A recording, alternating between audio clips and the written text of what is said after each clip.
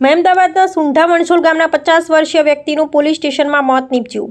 પોલીસે ગામમાં જુગારની સફળ રેડ કરી આરોપીઓને પોલીસ મથકે લઈ જઈ જામીન આપ્યા બાદ ફિંગરપ્રિન્ટ માટે લઈ જતા ચક્કર આપતા ગામના 50 વર્ષની ઉંમરના ગોવિંદભાઈ રાયસિંગભાઈ ચૌહાણનું મોત નીપજ્યું હતું। પોલીસે તાત્કાલિક મહેમદાવાદ સરકારી હોસ્પિટલમાં લઈ જતા ડોક્ટરે ગોવિંદભાઈને મૃત જાહેર કર્યા હતા। આ ઘટનાની જાણ ગામમાં પરિવાર અને ગ્રામજનોમાં થતાં સરકારી હોસ્પિટલે પહોંચ્યા।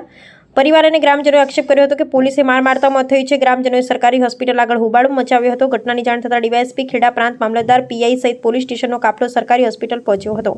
આજે બપોરે 3 વાગ્યાની આસપાસમાં પોલીસે ગામમાં જુગારની રેડ કરી હતી। જુગાર રમતા જુગારીયામાંથી 3ને પોલીસે પકડી પોલીસ સ્ટેશન લાવી ફરિયાદ દાખલ કરવામાં આવી હતી। ત્યારબાદ જામીનની પ્રક્રિયા પૂર્ણ કર્યા બાદ ફિંગરપ્રિન્ટ માટે લઈ જતા હતા। તે સમયે ગોવિંદભાઈને ચક્કર આવતા તેઓ નીચે પટકાયા હતા। આ ઘટનાને લઈ ગ્રામજનો અને પરિવારજનોએ પોલીસ પર આક્ષેપ લગાવ્યા હતા કે પોલીસે માર મારતા ગોવિંદભાઈનું મોત થયું છે।